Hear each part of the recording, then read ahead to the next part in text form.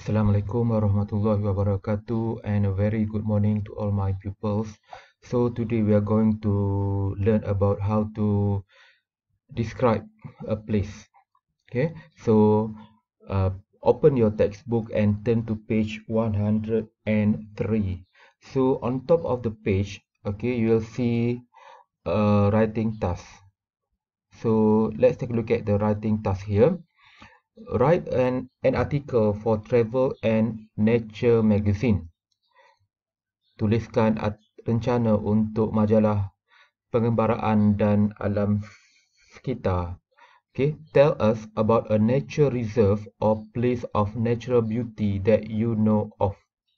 Beritahu kami tentang uh, reserve hutan simpan semula jadi ataupun tempat yang ada kecantikan semula jadi yang anda tahu. Describe the place. So you need to highlight or underline uh, the elements, okay, that the question asks you to write about. Okay, first element, describe the place. Terangkan tempat itu, nyatakan, ceritakan. Say what attracts visitors to it. Bagi tahu, katakan apa yang menarik pelancong ke sana. And refer to any other special features of the place. Dan nyatakan lain-lain ciri menarik tempat berkenaan. The most interesting articles will be published in the next issue. Okay, now, okay, we are going to refer to the textbook. Okay, we move from Google Doc to textbook. Okay, part B. Read the article one reader of Travel and Nature magazine wrote and answer the questions. Question number 1. Which of the two titles below is the most suitable for it and why? So here the answer, the most suitable title for this article is A. Discover the magic of Wolong. Okay. Okay. Next one. Okay. Question number 2 or task number 2. What kind of information does the writer give in each paragraph? Apakah maklumat yang dinyatakan oleh penulis di dalam setiap perenggan? So we need to study this article paragraph by paragraph. Okay, paragraph 1. Have you ever wondered where those cute, cuddly giant pandas you see in zoos come from? Pernahkah anda terfikir di manakah panda yang comel yang kamu lihat di dalam zoo berasal? Well, last year on a trip to China, I found out. Saya dapat tahu, found out. I visited the Wolong National Nature Reserve. Saya melawat hutan simpan kebangsaan Wolong. It was an unforgettable experience. Itu adalah pengalaman yang tidak dapat dilupakan. So in paragraph 1, the writer tell us which place he is going to describe and why he has chosen to write about it. Jadi penulis nyatakan tempat yang dia mahu ceritakan dan mengapa dia pilih untuk menceritakan tempat berkenaan. Paragraph 2.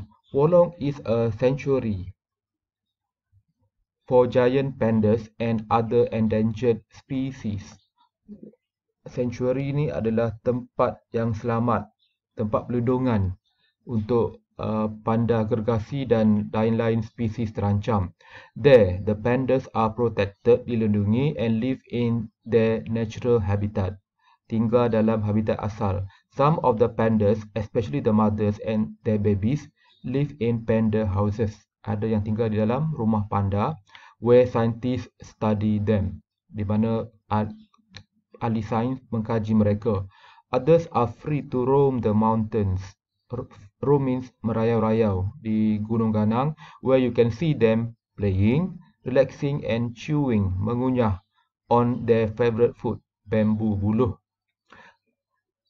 So in paragraph 2, the writer describes a main attraction in the main attraction, the sanctuary, and what you can see there. Tulis menceritakan tentang tarikan Yang tarikan utama itu pusat perlindungan panda dan apa yang kamu boleh lihat di sana. In paragraph 3, Wolong actually means sleeping dragon, naga yang tidur, and comes from a legend, dan berasal dari legenda about a dragon that was overwhelmed, terpesona, terkagum by the beauty of the valley, kecantikan lembah, and fell asleep there, dan tertidur di sana, never to wake up again, dan tak bangun-bangun. A long dragon wall, wall means tembok, naga yang panjang, has been built there as a reminder, sebagai peringatan of the legend. Like the dragon, I found the landscape absolutely breathtaking. Seperti juga naga, saya mendapati landscape, di sana adalah sangat-sangat menakjubkan. The valleys with rivers and waterfalls surrounded by forest-covered mountain, lembah dengan sungai dan air terjun, dikelilingi oleh hutan, gunung ganang yang diliputi hutan, make the reserve, membuatkan hutan simpan, a truly remarkable place, benar-benar tempat yang benar-benar menakjubkan. So in paragraph 3, the writer gives some additional information about the place as well as his impressions of it. Dia berikan maklumat tambahan dan persepsi dia, pandangan dia, impression dia terhadap tempat tersebut. And in paragraph 4, if you are a nature lover, Wolong is sure to fascinate you. Kalau anda penggemar alam semula jadi, Wolong sudah pasti akan menarik minat anda. Seeing giant pandas in the wild, melihat panda gergasi di kawasan liar, is a once in a lifetime experience, pengalaman sekali seumur hidup. Why not plan a trip there and see for yourself? Mengapa tidak merancang perjalanan dan pergi ke sana? So in paragraph 4, the writer makes a general comment, membuat komen about the place, tentang tempat itu, and recommends visiting it, dan mencarankan kita untuk melawat tempat berkenaan. Now see. When we write an article, we want to attract and keep the reader's interest. Bila kita menulis rencana, kita mahu menarik minat dan mengekalkan minat pembaca untuk terus membaca rencana kita. We can do that by, number 1, kita boleh buat ia dengan number 1, having a title that catches the reader's attention.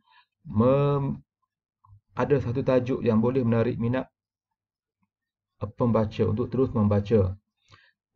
So the title here, Discover the Magic of Wolong. Number 2, using descriptive language. Gunakan adjective yang jelas. Kata sifat yang jelas. For example, colorful adjective, kata sifat yang berwarna-warni. For example, in paragraph 1, you can find the words cute, cuddly, giant, pandas. And then, still in paragraph 1, unforgettable experience. Next one, paragraph 3. Overwhelmed. Paragraph 3, line 2, overwhelmed by the beauty.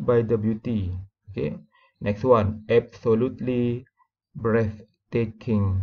Still in paragraph 3, forest-covered mountains. Forest-covered mountains. Next one, a truly remarkable place. And lastly, in paragraph 4, a once in a lifetime experience. So these are the examples of descriptive language, bahasa penerangan, penjelasan. Next one, number 3, addressing the reader personally. Itu mengalu-alukan, bercakap dengan penulis, as if you are talking to the reader. Menulis seperti kita sedang bercakap dengan membaca. Okay, you can find some ways of how the writer addressing the reader personally. For example, paragraph 1, have you ever wondered where those cute cuddly giant pandas you see in the zoos come from? That is from paragraph 1. And last paragraph and last line. Why not plan a trip there and see for yourself? So here, okay, the writer is addressing the readers. Okay, and lastly, number 4, asking rhetorical question. Rhetorical question here means soalan sindiran. Okay, same goes for rhetorical question. Okay, paragraph 1, first line, have you ever wondered where those cute cuddly giant pandas you see in the zoos come from? Okay, paragraph 1, okay, first sentence, and in paragraph 4, final line, why not plan a trip there and see for yourself? Okay, now the writing task, we go back to this Google Doc. So I have explained about the writing task. Now let's take a look at the plan, how to plan writing your article. So when writing an article describing a place, follow the plan below. First, you need a title. Think of an interesting title. Pilih tajuk yang menarik. Okay. Then introduction. First paragraph. In the first paragraph, you need to introduce the topic. Okay, so you can do that by first give general information about the place you are going to describe. Berikan maklumat mengenai tempat yang anda mahu terangkan, jelaskan. Okay, number 2, refer to what makes the place interesting. Apa yang membuatkan tempat itu menarik, or why you are going to write about it. Dan kenapa anda nak tulis tentang tempat itu. Next one, main paragraph. Here, the content paragraph. Okay, you need 2 content paragraph. In the first content paragraph, you need to describe the place, the site, and any other attraction. Ceritakan, gambarkan, jelaskan tentang tempat itu, the site, what you see, pemandangan di sana, and other attraction, dan lain-lain tarikan. Paragraph first main paragraph, main part, first content paragraph. And for the second content paragraph, you need to give your impression of the place.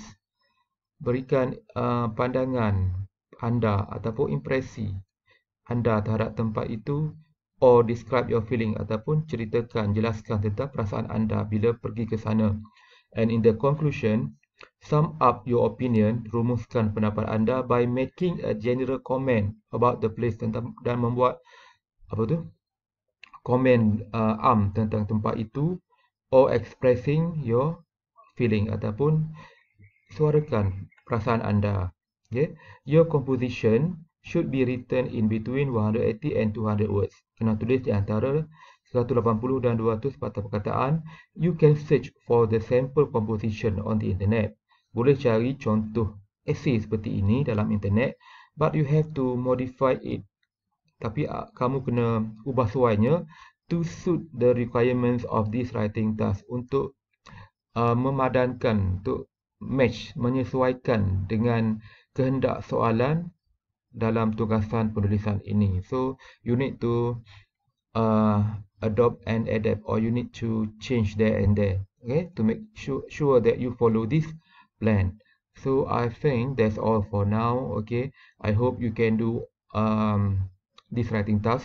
Okay, all the best, have a nice day, and see you around. Assalamualaikum warahmatullahi wabarakatuh.